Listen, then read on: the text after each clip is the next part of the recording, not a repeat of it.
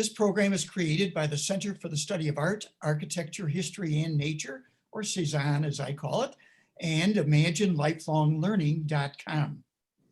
Now we're going to start with our speaker shortly, but first, a little housekeeping.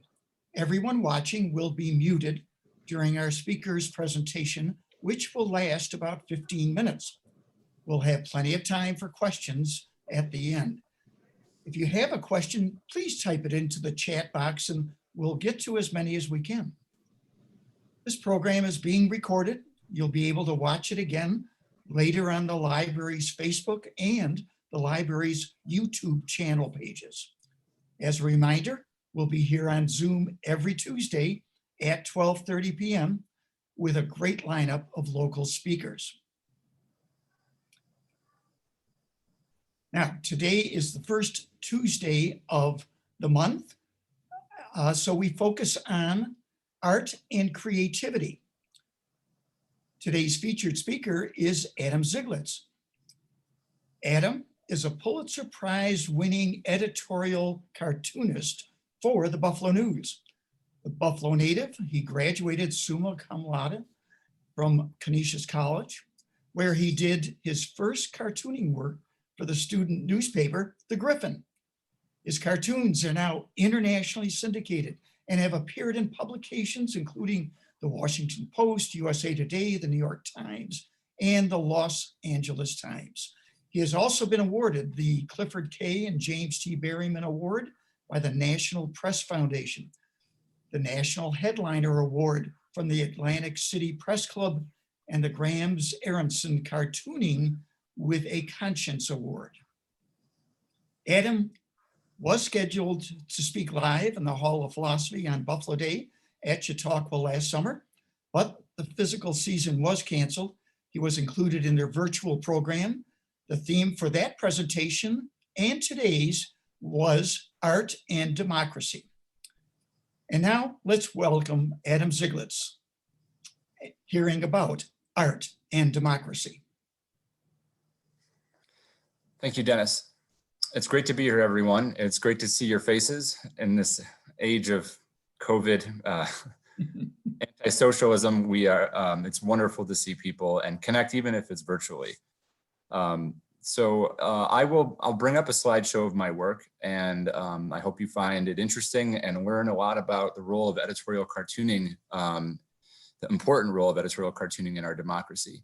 So let me first bring up this slideshow. And of course, thank you to Dennis and Joy and everyone at Imagine Buffalo and the library for including me in this program. I think it's a very important series you have. Okay.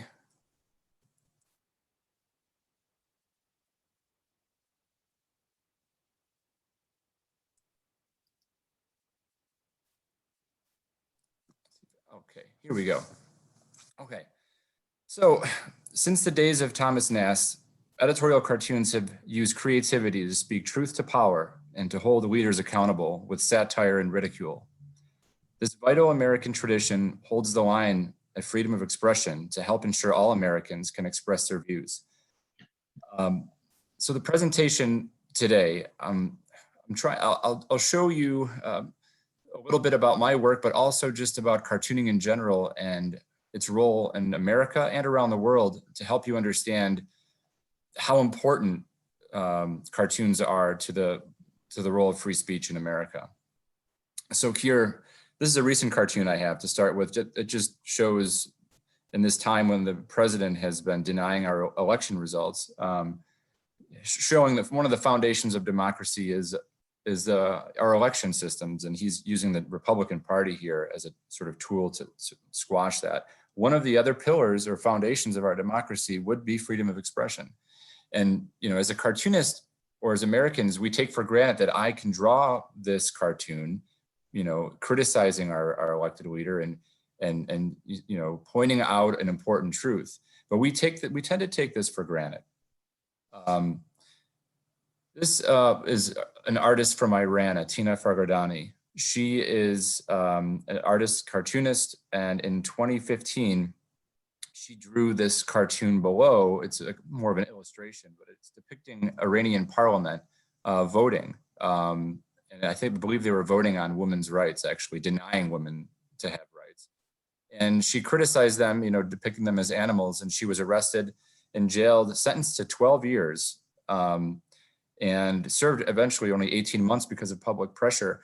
But this is not uncommon overseas for cartoonists and illustrators to be jailed. They're some of the first people in society to be persecuted and jailed because they're speaking out for what they believe in, criticizing leaders because of the power of the visual. And some of these dictators and strongmen, they have thin skin. So visual ridicule, is something that they want to squash before the written word.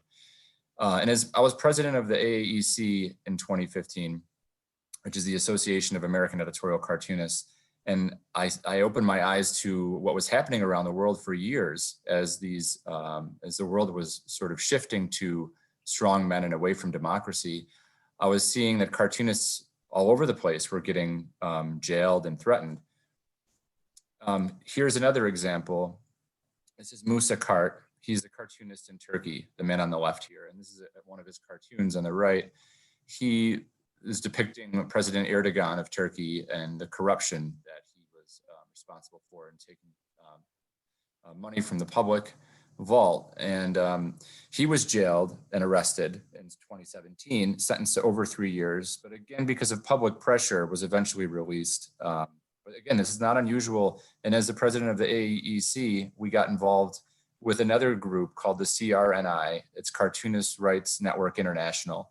And together we helped identify cartoonists who were threatened, and we gave them legal aid, and we presented them an award in America, Cartooning and Freedom Award. So I started to realize we take for granted what we have here, and I did as a cartoonist even.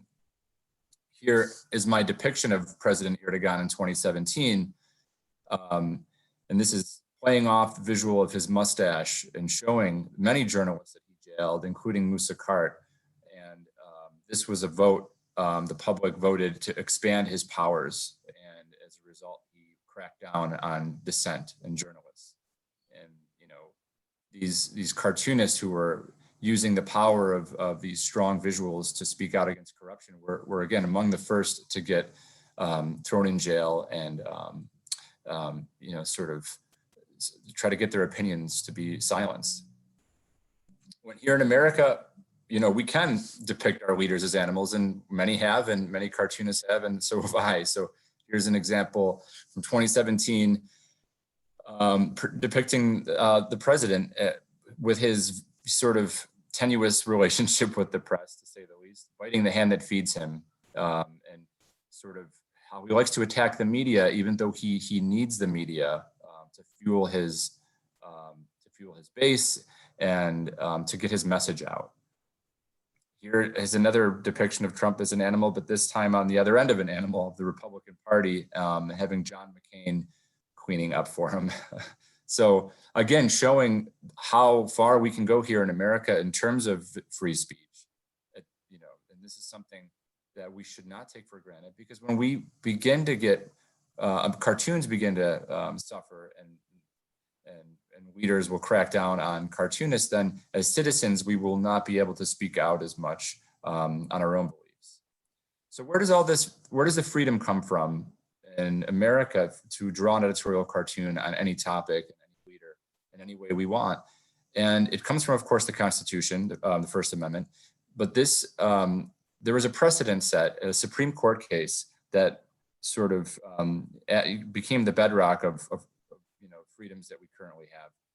It was Hustler versus Falwell in 1988. This is a movie poster of the telling the story of the case. It's a great movie, The People versus Larry Flint. But this is the crux of the case, was this ad. This was an ad in Hustler magazine depicting Jerry Falwell, a religious leader. This was a parody, it was a satire. It was, dark and crude comedy, but depicting him talking about his first time having, intercourse, and it would be with his mother in an outhouse when he was drunk on Campari. Horribly crude. Nonetheless, it was satire, and it should not be cracked down upon in a country that embraces free speech. Notice there's an asterisk at the top, And if you look down at the bottom, it says ad parody, not to be taken seriously. So what the AEC, the group of cartoonists in America, helped back the case against Falwell and supported Hustler. And in this case, Hustler won, and William Rehnquist, the Supreme Court Justice, even cited editorial cartoons as a way, editorial cartoons as an example of protected free speech, and it compared this to an editorial cartoon. So that was a key case, and since then, when we talk about how cartoons can make parodies of copywritten material like Absolute Vodka here, this is my version of a parody ad. Instead of Campari, this is Absolute, but Absolute Pardon Power. Absolute power corrupts absolutely. And this is a cartoon from a few years ago, but it's coming back in fashion with his pardoning of Michael Flynn and rumors of pardoning others. So, we have this wonderful tradition and we have this Supreme Court case that backs it up, but we need to protect this freedom because it has been under siege, especially in the last several years under this Trump administration. Here is a cartoon that's showing, comparing Trump to other dictators that are cracking down on free speech. This calls for retribution. China, who has detained poets, artists, writers, Iran, jailing artists. We just learned about Atina Farghadani, Turkey,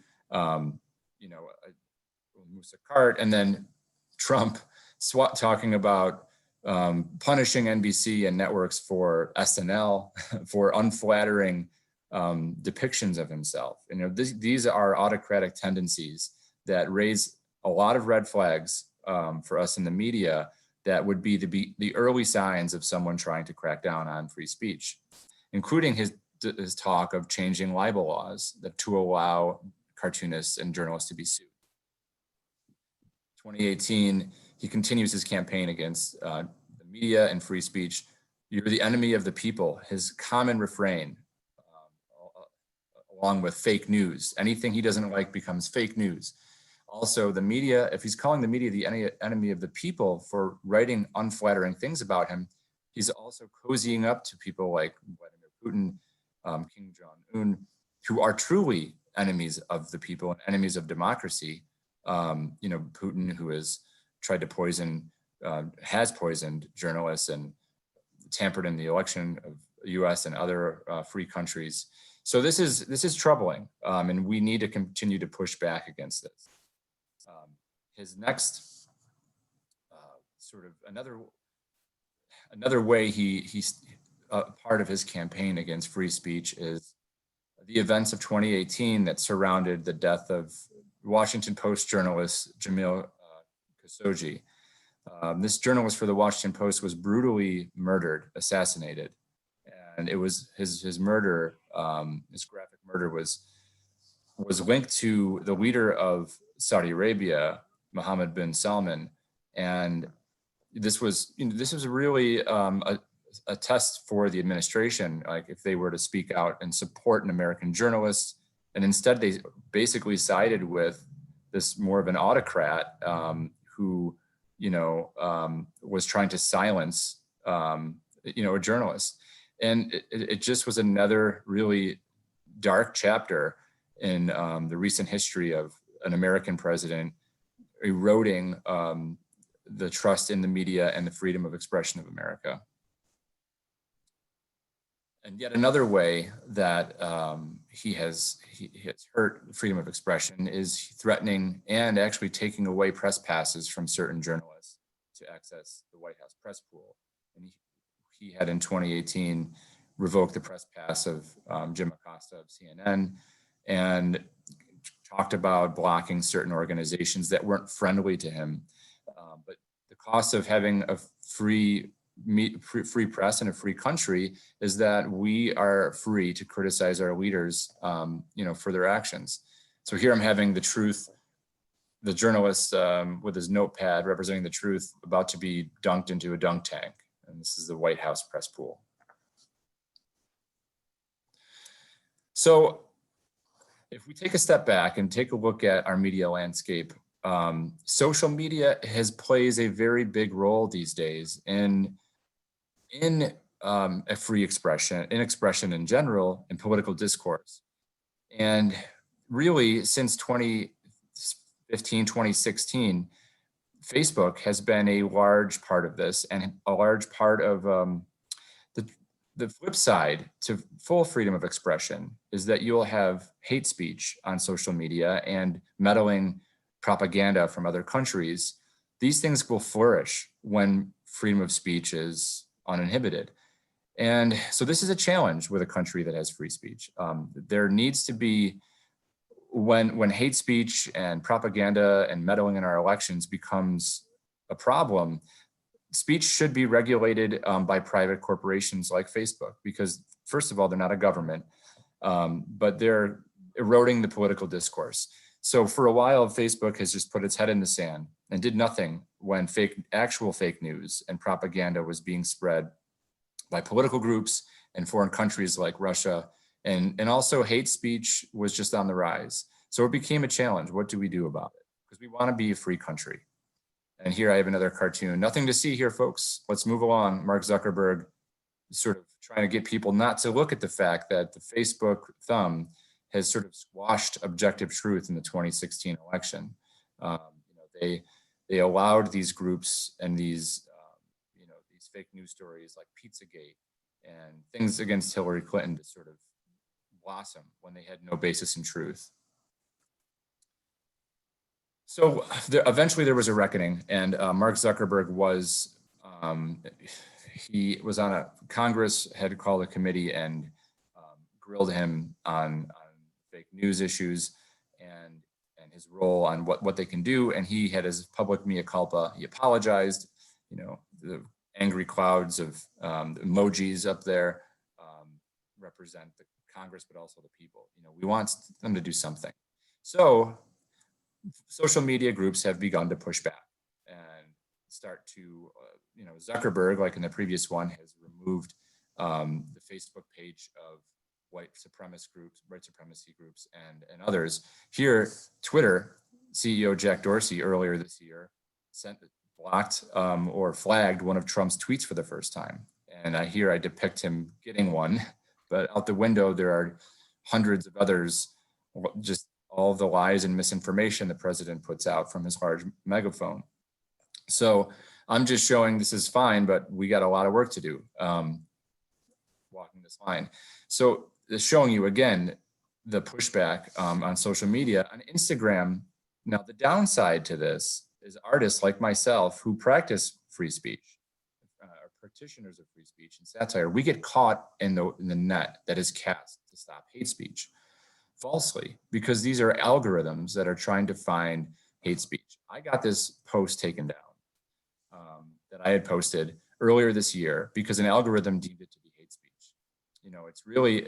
It's criticizing Iran and saying their official response to an assassination attempt, not an attempt, but the assassination of their general, Soleimani. I was making the point that there will be an unofficial response coming where they'll have possible terrorist plots or terrorist actions through their proxies like Hezbollah. Now, this was a very popular opinion, even with US intelligence officials, but Instagram deemed it to be hate speech. So this is not a perfect process, and we need to ensure that legitimate opinions like cartoons like this aren't censored along with true hate speech. Narcissists in the reflecting pool. Meanwhile, Trump in recent weeks has continued to use Twitter to live in denial and feed his own narcissism and deny the election. And Twitter, it's encouraging to see, has been flagging almost every post with information, and some of them they've been removing. This is the last section of my presentation, so bear with me, but I'm going to shift here from Trump in the previous one has been sensitive to social media and reports that aren't flattering to him, and he uses Twitter to lash out. But he also is sensitive to the written word and all these books that are being published. So here I have a parody of Alfred Hitchcock's The Books, and I have all of these insider books that have been published on that, critical of his administration.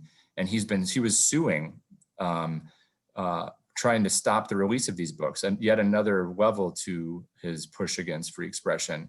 And another way to look at this cartoon, it's a good way to pivot into this final section here, is just, I want you to also look at cartoons as sort of like a modern, the fine art, there's like a fine wine of memes. Memes have taken over, sort of our discourse, and memes are like the boxed wine of political cartoons. Memes are easily made, readily available, and humorous, but an editorial cartoon has layers of meaning, and it's crafted with, with character, and it has sort of subtle little Easter eggs to find in there. So, cartoons are really, are just like a sort of quick way to encapsulate an opinion, but also to just express, like this next cartoon, capture the public's mood. And this is almost like a modern meme as well, because memes will reference popular culture or art. And I'll show you in these next series of images, to just reference traditional art history or famous pieces of art, like the Alfred Hitchcock's. The books, here's Christina's World, Andrew Wyeth from 1948. COVID World, this is all of us in quarantine, looking at the door, hoping to go outside. This is Son of Man, Rene Magritte, 1964. I'm having at the reopening, when we try to get back into society. COVID is just in our face with everything, like every decision we make. So this is just open to interpretation a little bit, this one, but it's capturing the public mood. And I also use art, not just reference art, to not just capture the public mood, but to make an important point on our public health, like these final two. Show some human decency and cover yourself, says David, with a mask. Saying that we need the new definition of decency is a face covering. And finally here, I'm referencing another famous piece of art, Norman Rockwell's Freedom from Want from 1943. And it is freedom from science, and showing our large Thanksgiving gatherings are like rolling the dice on whether we'll get COVID or infect one of our relatives. So I hope you learned a lot about editorial cartoons. And I'm happy to take any questions on freedom of expression, on the art side, or anything else. So thank you so much. I will stop my screen share at this point, and back to the group. Thank you, Dennis. Thank you, Adam. Joy, do we have any questions? You hear me? Now we can. Okay. We have a handful of questions. I want to start by letting Adam know that someone wrote, "This artist is very clever." Thank you. And I'm going to ask Adam that you speak as loudly as you can, because there seems to be some problems with the audio a little bit. But how quickly does an idea hit you? Do you immediately visualize the cartoon you will create? Let me see if I can help the audio at all. I'll just move a little closer. It all depends. I mean, sometimes there are ideas that strike me and sort of pop into my head when I'm, doing the dishes or doing a different task or cooking, and I'll make sure I jot it down quickly. Other ideas come when I really need to think of something at a deadline, and I'll have techniques to brainstorm on the topic. I'll go through images associated with the topic. So, some are easier than others, and some cartoons are reverse engineered, where I come up with a visual juxtaposition of some things, but I don't have the opinion yet, and I need to sort of put the writing into it. But most of the time, I have the point I want to make, and I need to sort of brainstorm a concept after that. Okay, I have another question. Are you optimistic about the future of the free press in the US? I am optimistic, because I think, first of all, I think everyone tends to just think that every generation thinks things are going in the wrong direction. I think over the course of history, when people have been polled, they're always like, things are going to hell in a handbasket. But I think when you take the long view, we have social media, the internet has really exploded freedom of expression and made our society, given a large voice to a lot of groups. I mean, if you look at, the power of the cell phone and recording, police brutality, I mean, that's just a powerful way to have a voice as a citizen.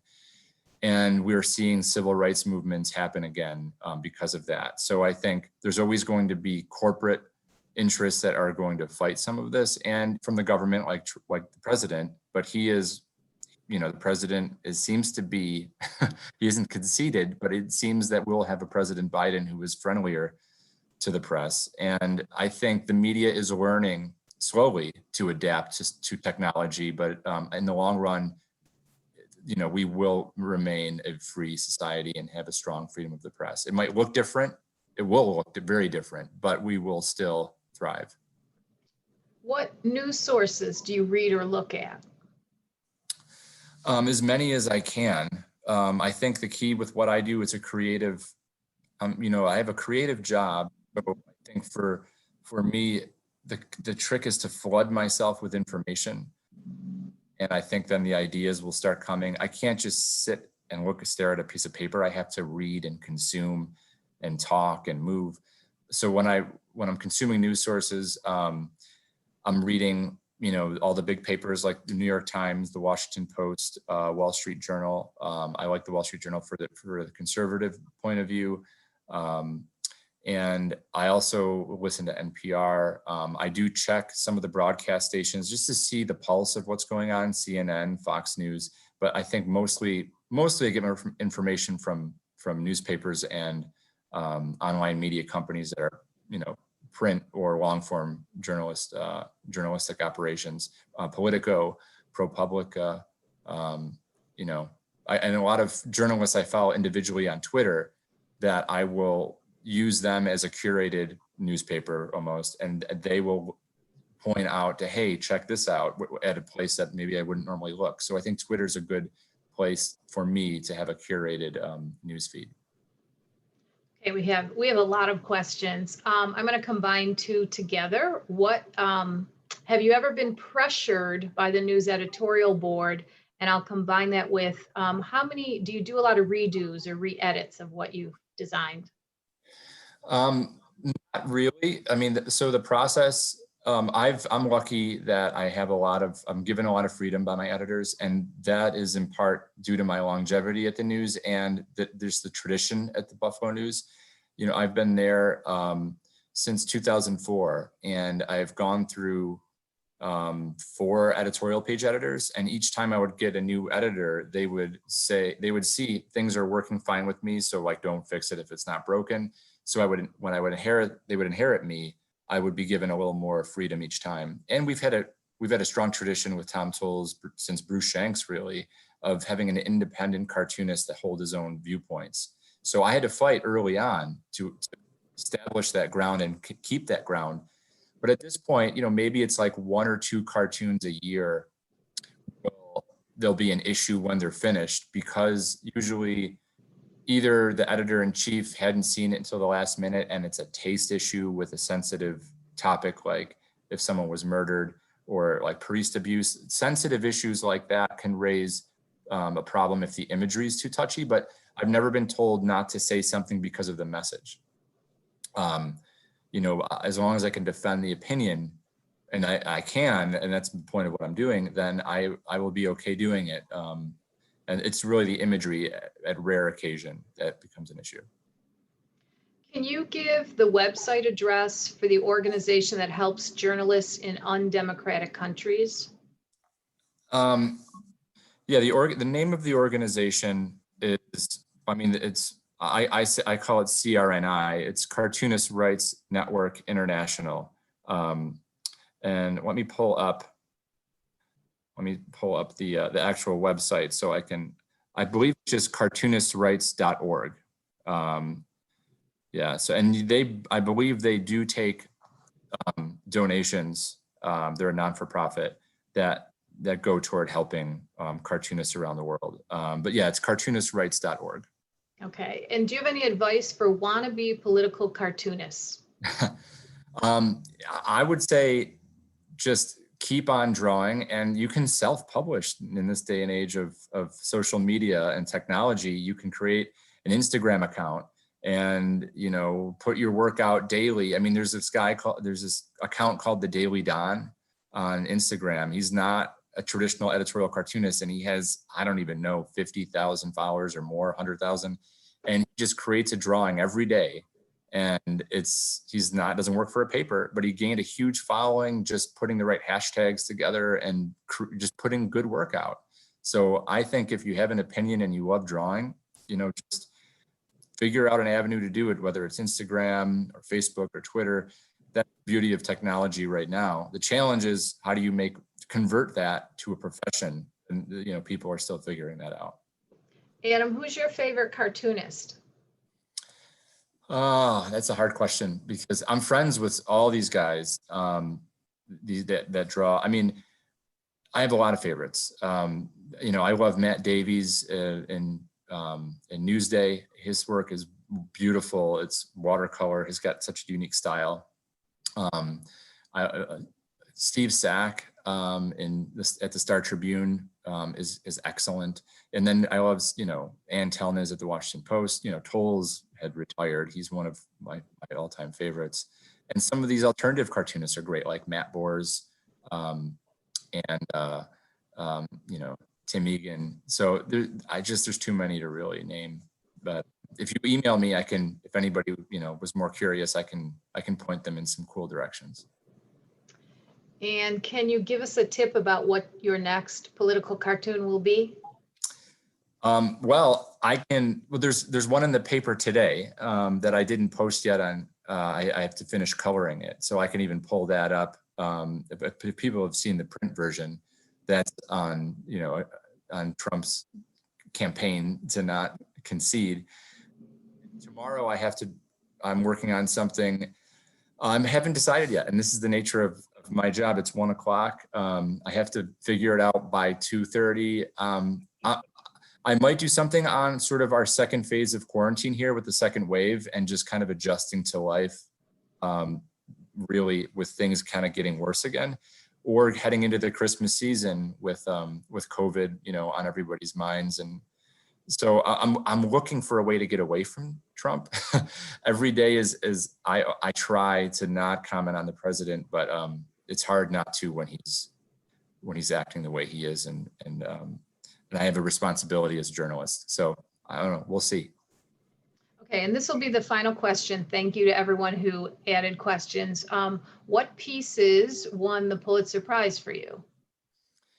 It was a portfolio of 20 cartoons, and on a variety of topics. So there was a few on Obama. There was one on like women, equal pay for women. There was Supreme Court case on freedom of expression and money in politics.